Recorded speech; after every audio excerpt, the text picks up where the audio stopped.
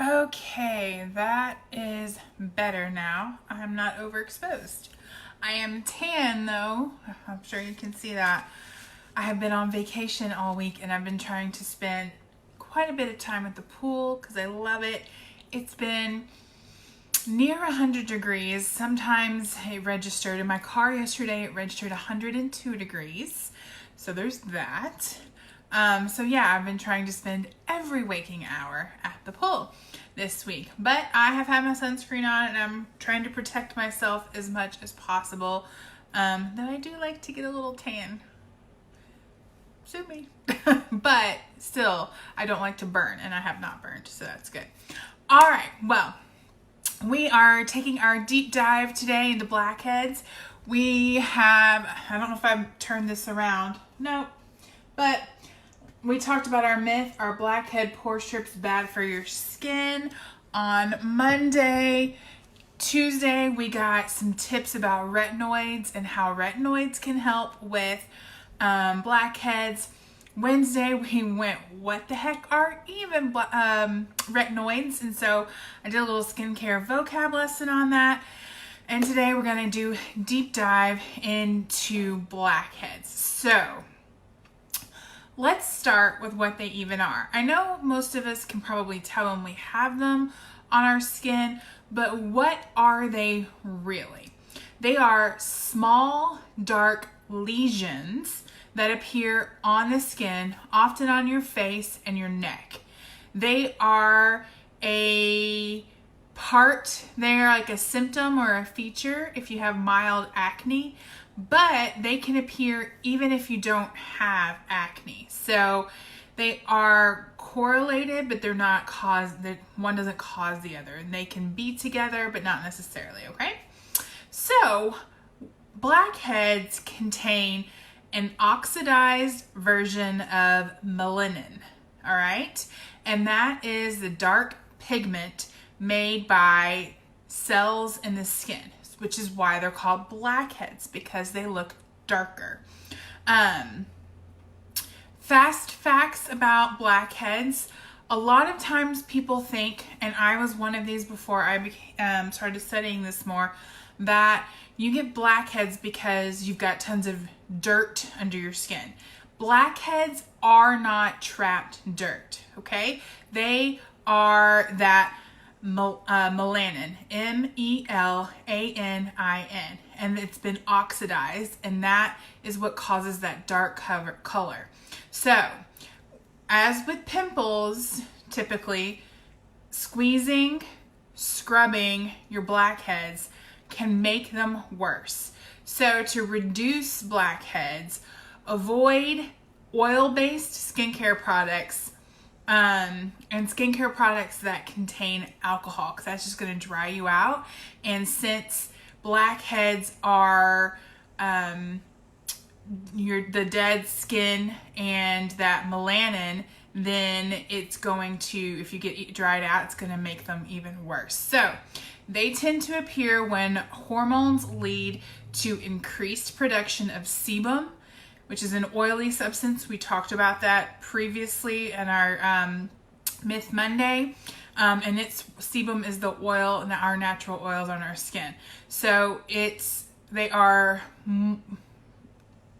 come more often when you have an overproduction or increased production of sebum. So we know the term non-comedogenic, right? Have you heard that term before? Non-comedogenic means will not cause pores. So think of that word comedogenic. Comedogenic means will cause pores. So blackheads are a type of comedo or comedones, which those are things that occur when the pores in the skin become plugged or clogged with dead skin cells and the oil from our skin called sebum. Okay, so that's where the comedogenic and non-comedogenic word comes from. Will clog pores, won't clog pores. The top of the blackhead is what is visible for us. Okay, that's what we're seeing when we see a blackhead. It's at the very top of it, and it's what's coming through the surface, and that's what has the dark color. Normally, we will get these on our face and maybe sometimes on our arms, but usually it's in places where we have a lot of hair that grows and hair follicles.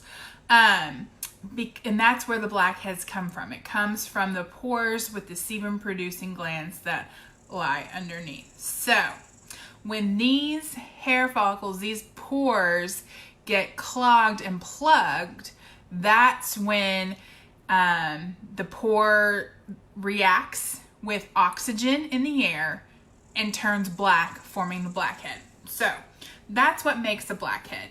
You have your pore, it's open, there is sebum, dead skin cells down inside, and that sebum and the dead skin cells react with the oxygen in the air and turn black, forming a blackhead. Science, guys, it's all over the place.